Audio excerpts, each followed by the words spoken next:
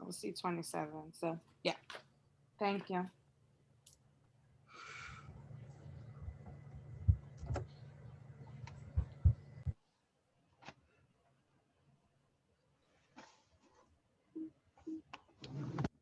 All right, let me take a look at this.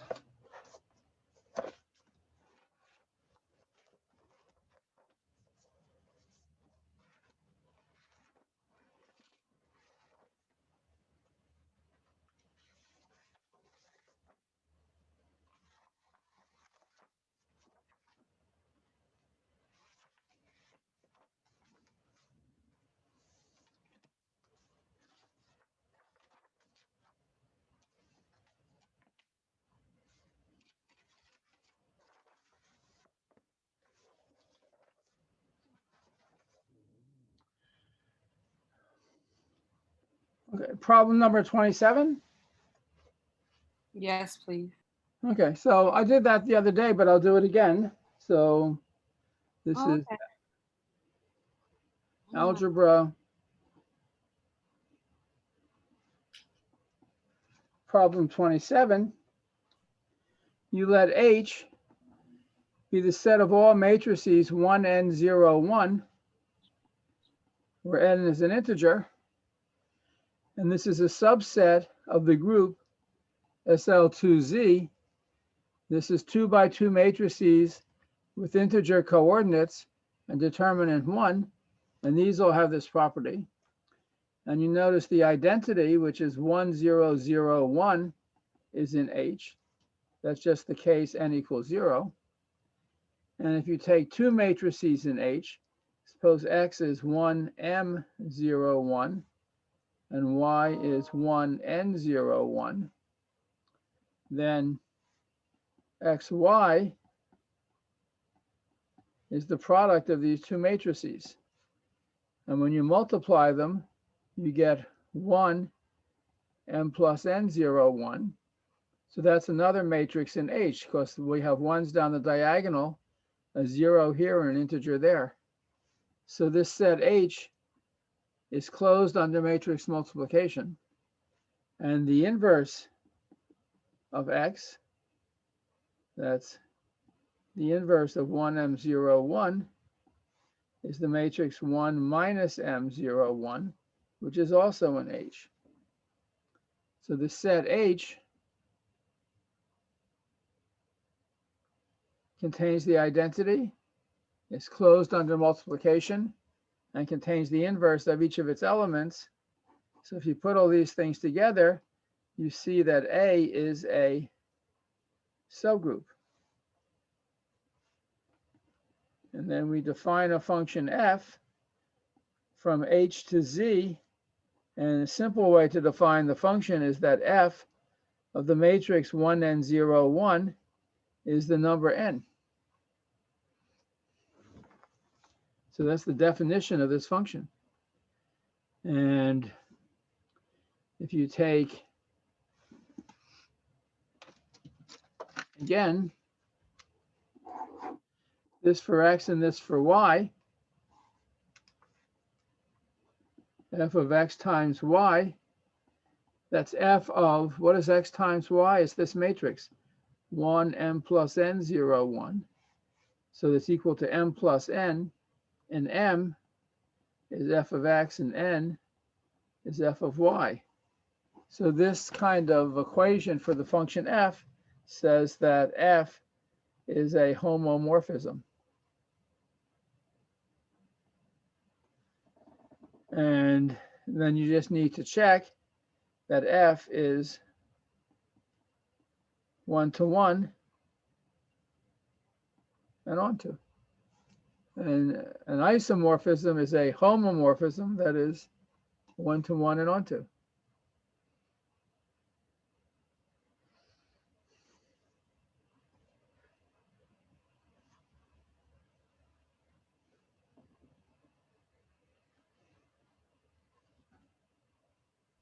thank you. Professor, can you do 24? In algebra, Yeah.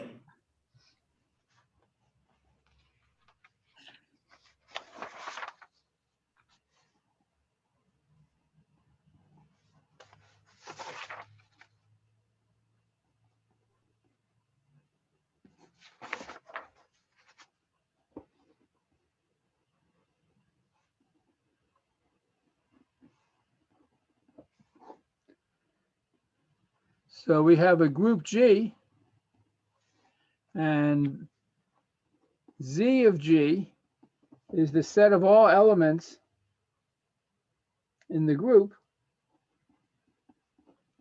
which commute with every other element in the group. That is, XA equals AX for all X in the group. And this is what is called the center of the group.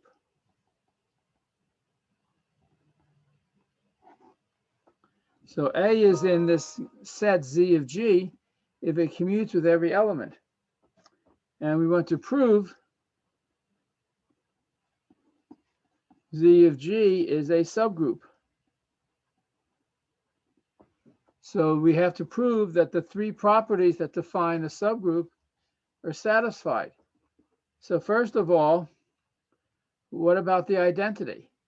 Well, we know that EX equals XE equals X for all X in the group, which means the identity commutes with every element. So the identity is certainly contained in the center. Second, we have to prove that this set is closed under multiplication. So suppose A and B are two elements of the center. Then what can we say? For all X in the group, if you take AB times X, by associativity, that's the same as A times BX. Right, just one second.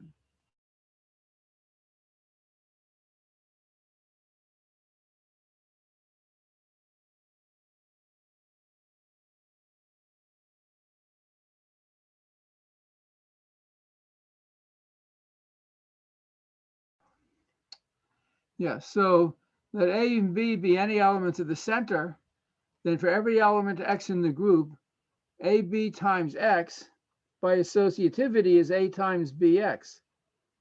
And because B is in the center, BX equals XB. And by associativity again, that's AX times B. And because A is in the center, AX is XA. And by associativity a third time, this is X times AB. So the element AB commutes with every element of the group. So therefore, AB is in the center. So the center of the group is closed under multiplication. And finally, that A be in the center, we must prove that A inverse is in the center also. And that's just a little exercise in group multiplication. For any X in the group, AX equals XA. If you multiply on the right this equation by A inverse, and multiply, sorry, this is multiplying on the left by A inverse, but also multiply on the right by A inverse. Here, A inverse A is the identity. So this left-hand side is XA inverse. And AA inverse is the identity. So the right-hand side is A inverse X. But this says exactly that A inverse commutes with X for all X in the group. So A inverse also belongs to the center. And that is the end of the proof.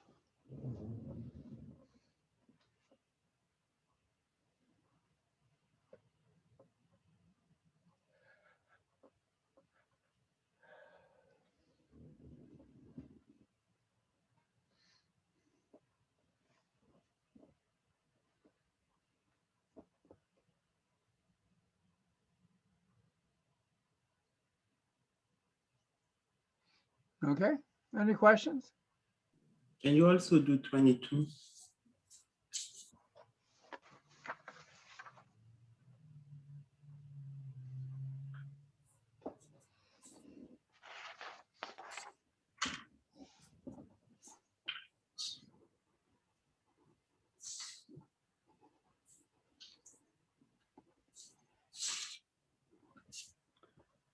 So in 22, we have M and D are positive integers, and D divides M. So we want to show that the function f from z mod mz to z mod dz defined by f of a congruence class here, a plus mz, equals the congruence class here, namely a plus dz.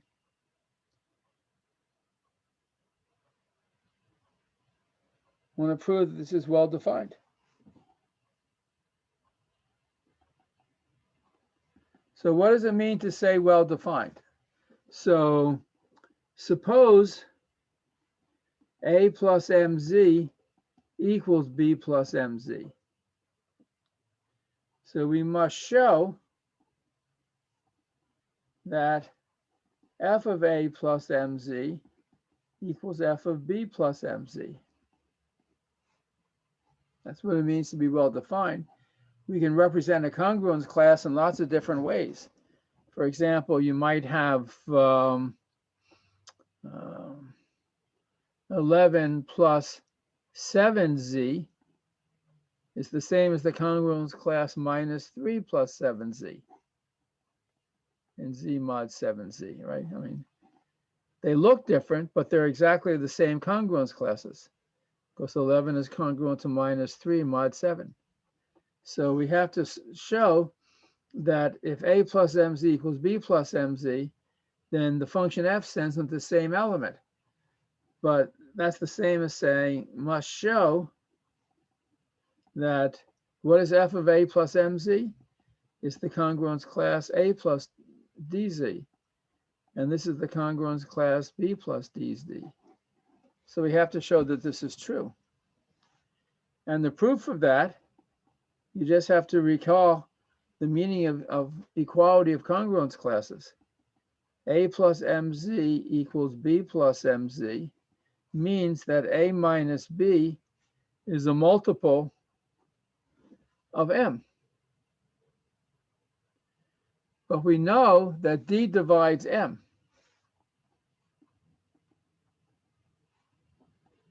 So m is d times e for some integer e. So this is also d times e times q. So a minus b is a multiple of d, and that means exactly that the congruence class a plus dz equals the congruence class b plus dz. So that's a proof that this function is well defined.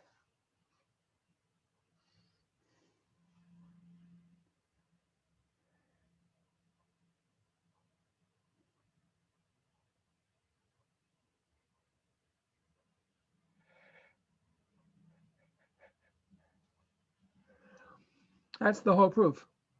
Professor, I don't really understand the other part where you wrote a minus b equal to mq. That's the That also definition. That's what it means for two congruence classes to be the same. What does it mean to say this congruence class equals this congruence class? This is a set of integers. This is a set of integers. It says the two sets are equal. And any two numbers in the same congruence class are congruent mod m. That means their difference is divisible by m. So this congruence class contains a and b. So a minus b is a multiple of m for some, it's mq for some q. Just as to say that d divides m means m equals de for some integer e. This means a minus b equals mq for some integer q. That's the definition of a congruence.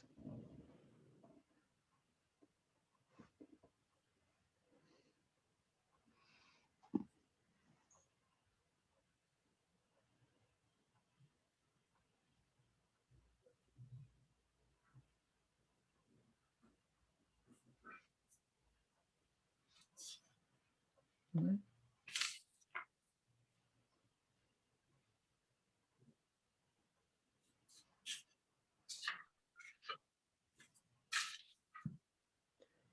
Okay.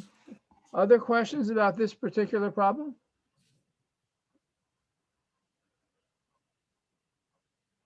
Okay. Any other Maple problems? Yes, sir. Could you please go over 8 and 9? For which class? The calculus laboratory, Maple. No, which one? They're different classes. The It's final review, 155 and 156. 155. Okay.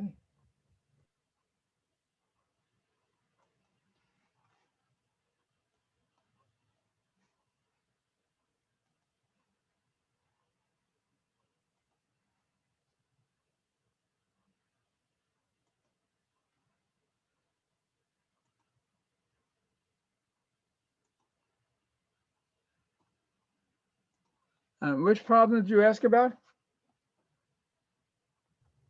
8 and 9.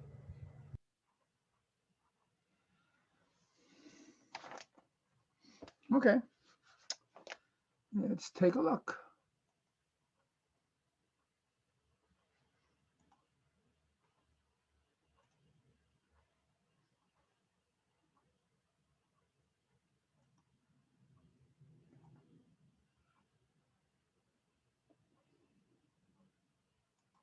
Let me just check and see whether I've done this already.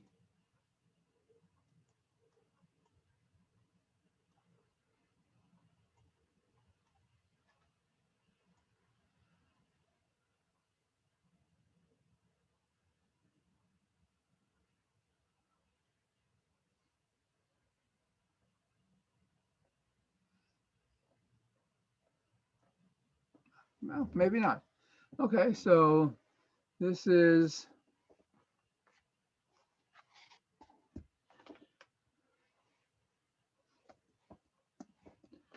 Math 156.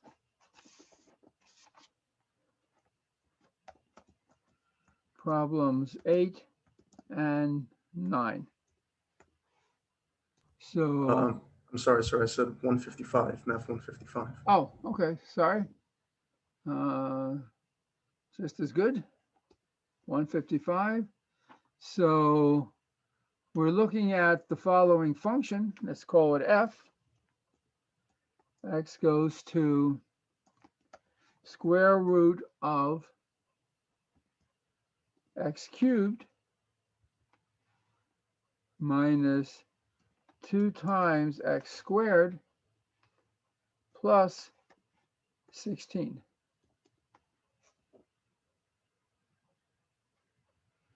And we want to find the tangent and the normal lines. So let's call it TL for tangent line. The tangent line has a slope, which is the derivative of f at x equals 3 times x minus 3 plus the value of the function of 3. So that is the tangent line.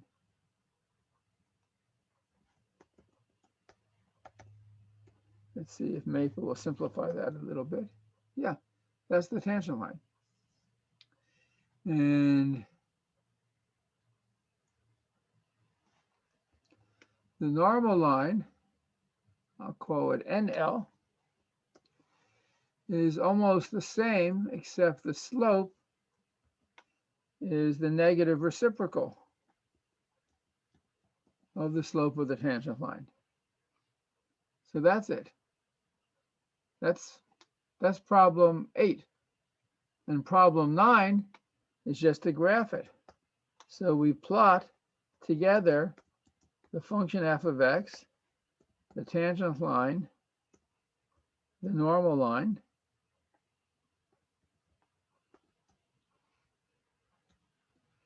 And of course, it doesn't look like these two lines are perpendicular, but if you do scaling constrained, now that's it exactly. That's our beautiful curve. The red is the curve, the green is the tangent line, and the blue perpendicular to the green is the normal line.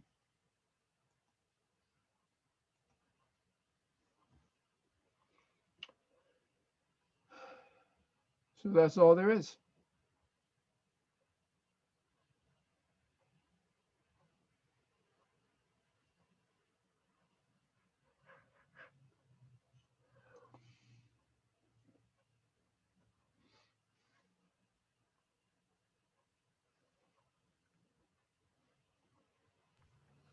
Professor, I'm getting an error while trying to plot. Well, let's see. Does your function work correctly? And did Well, you get this for the tangent line and this for the normal line? yes, I got those. And And- when I And is when your I syntax included, exactly the same as this? Character for character, exactly the same? yes, yeah, So what does your error say? this is a error in plot unexpected option.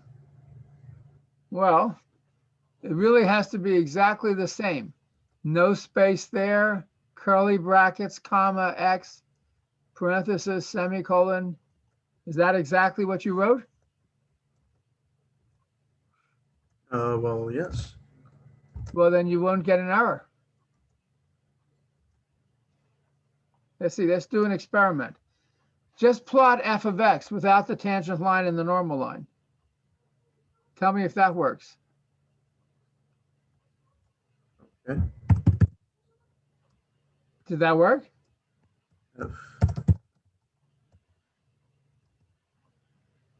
Just write plot f of x, comma x. Oops, let me do it on a different line.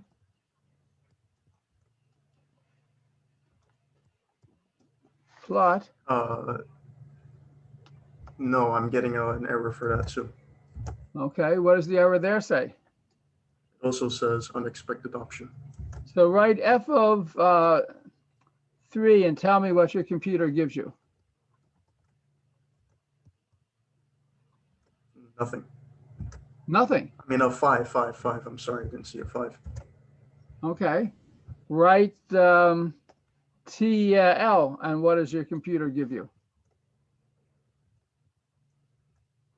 Oh, well, I don't think that's right, but I don't see.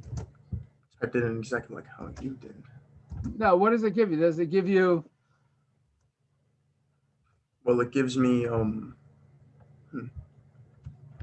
mean, is it going to give it doesn't you give me either, it doesn't give me the 3 next to the square root of 25. does it give you this? No, no, it does not. Well, is this the way you defined the function? Do you get exactly this on the screen? F colon equals x and then an arrow square root x cubed minus 2 times x squared plus 16 close parentheses and then a semicolon. Yes, Okay. that's exactly what I put. So, and then calculate f of 5. Tell me what you get.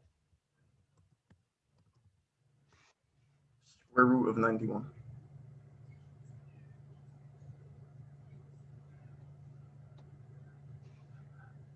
All right, but you said that if you type PLOT, okay, Yes, sir. and then no space, a parenthesis, and then f of x, comma x, parenthesis, semicolon, you do or do not get the graph of the function. I do not.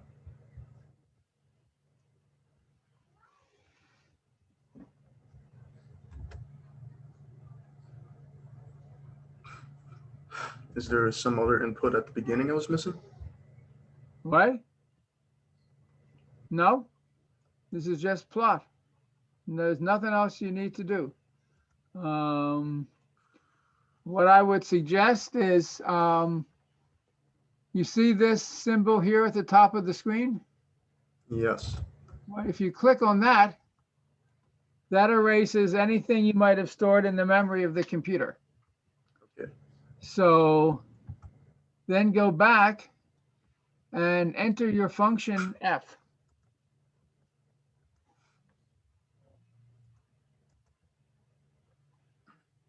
And then plot f of x again.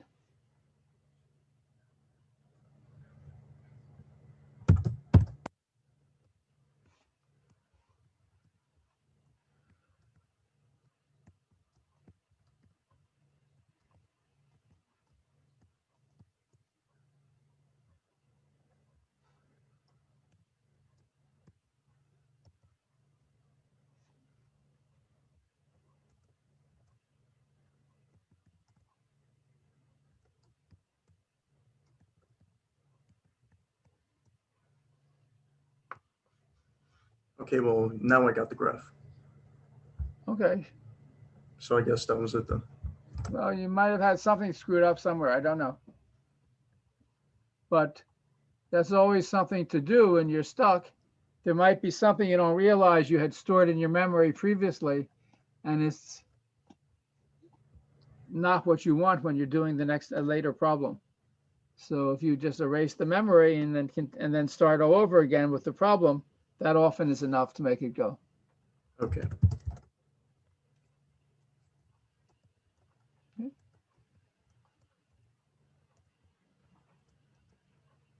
Any other questions before we go?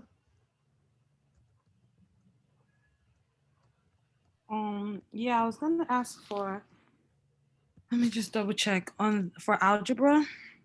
Mhm. I was gonna ask for question 3 and 4 for the mod. 3 and 4. You did? Yeah. Okay. Ah, okay. Then you- Professor, can you do the number 18? I think you did 18. 18 and 7. Yes. What review did you do 3 and 4 on? I don't know. I'll have to go back and- I think the 3 and 4 was like the first day, the last day of class. But You that's need all to right. I look mean, at it. I'll do them all again. It doesn't matter. I'll do 3, 4, and 18. So Okay, back to Okay. algebra. cool. Thank you. Problem 3. So if A1 is congruent to A2 mod M, that means that A1 is equal to A2 plus some multiple of M. And if B1 is congruent to B2 mod M, that means B1 is equal to B2 plus a different multiple of M. So if you take these two equations and you subtract, you get A1 minus B1 is A2 minus B2 plus Q minus R times M, which means this number and this number differ by a multiple of M. So A1 minus B1 is congruent to A2 minus B2 mod M. Oops, that's the proof.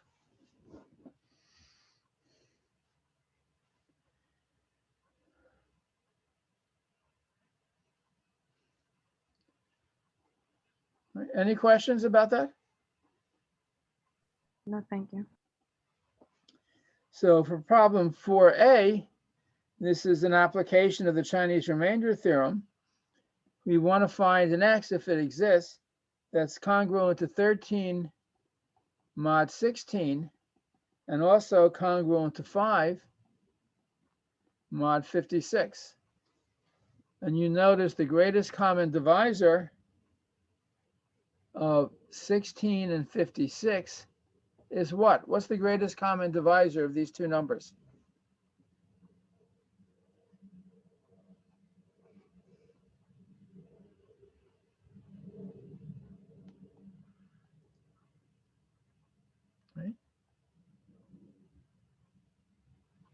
What's the greatest common divisor?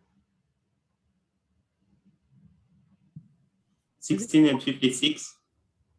Yep. Is it eight? Maybe 4. No, not 4. Not 4. 4. Yeah, maybe 4.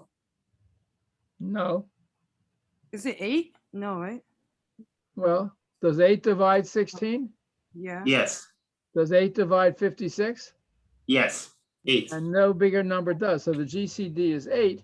Okay. Yeah, I And see. if you look at these numbers, 13 and 5, 13 is congruent to 5 mod 8. So therefore, a solution exists by the Chinese remainder theorem. So now we can find it.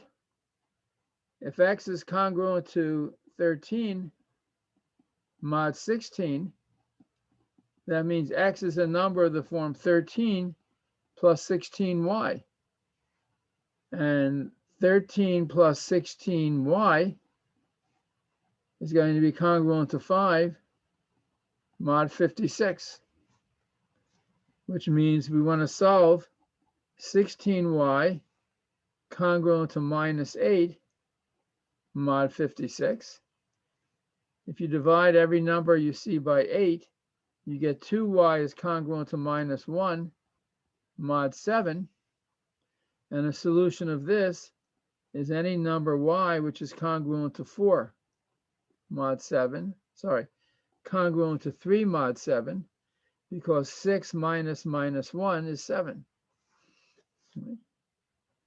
So, and if y is 3 mod 7, then x, which is 13 plus 16y, that's 13 plus 16 times 3 plus any multiple of 7, 7z.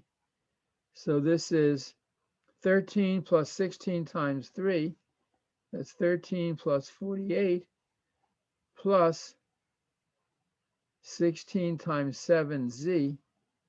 13 and 48 is 61, and 7 times 16 is 102.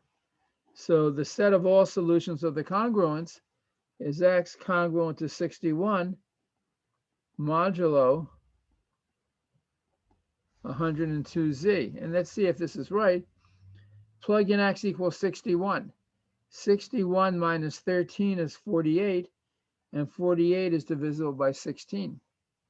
61 minus 5 is 56, and 56 is divisible by 56.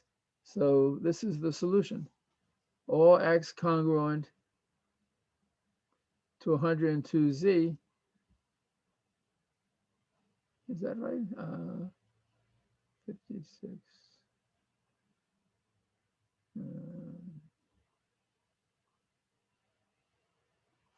112z, I think. Oh, x. Let's 7 times 16 is 112. So the set of all solutions is all integers x congruent to 61 modulo 112z.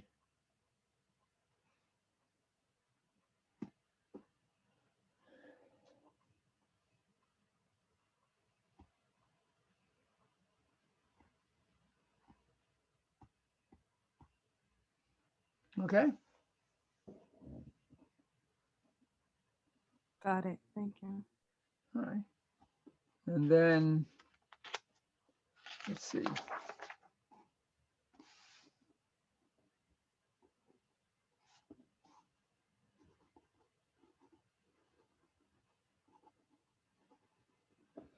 Algebra problem. What was the number you asked? It was number 18, I think. Is that right? Yes. So we have a homomorphism F from one group G to another group G prime. The kernel of F, it's all elements X and G, such that F of X is the identity in G prime. So we want to prove that the kernel of F is a normal subgroup. So we'll first prove it's a subgroup, and then we'll prove it's a normal subgroup. So to prove it's a subgroup, a set is a subgroup if it contains the identity, is closed under multiplication, and contains the inverse of every element. So if you take the identity in G, we know f of E is the identity in G prime. So E is in the kernel. Let me just call the kernel K. So E is in K. Second, if X is in K and Y is in K, then f of X equals E and f of Y equals E. And if we take f of X times Y, that's f of X times f of Y, that's E times E, which is the identity. So XY is also in the kernel. So this says that the kernel is closed under multiplication. And finally, f of X inverse, we know, is the inverse of f of X.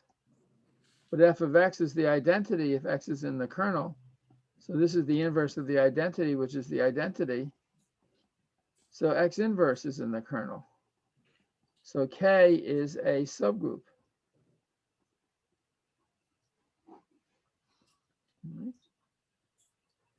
So this proves that the kernel is a subgroup, and we want to prove it's normal. So K is normal if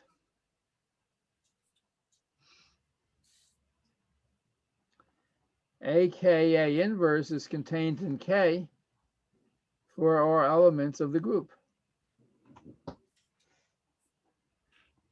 So that X be in K, what can we say about f of AX A inverse?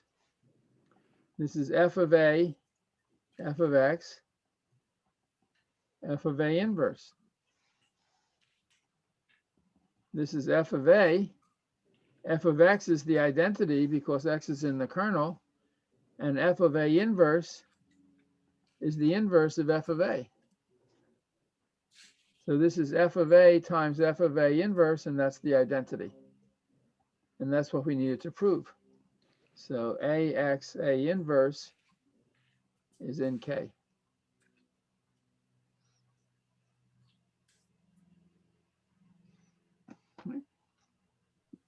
What about the image?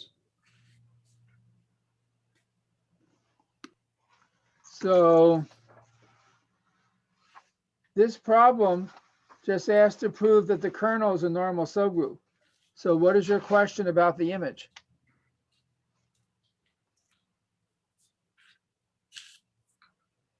Oh, okay.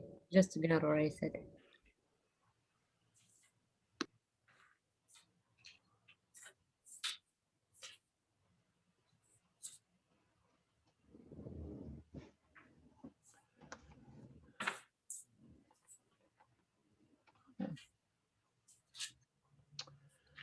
All right, I gotta go. So I've posted the other review sessions, and I'll post this on Blackboard, and I've probably answered almost every question in one or another of the review sessions. But this is just a set of review problems. This is just some things that you have to know. You're responsible for knowing everything. And this is just a kind of a sample set of problems.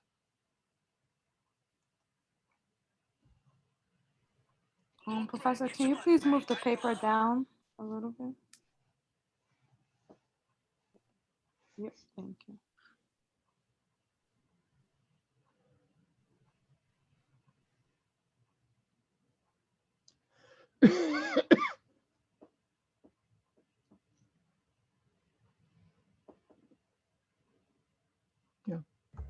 Professor, can I expect to see the same kind of questions for the 155 review on the actual test? Probably. I mean, I'm not sure what you mean by the same kinds of questions. The questions on the review cover, I think, all the different techniques that you've learned in Maple. So you're not going to have the same questions on the final, but they'll use the same techniques. Yes, that's what I meant. The same kind of Yeah. techniques. Yeah, okay. Because I don't think I left anything out of the review sheet.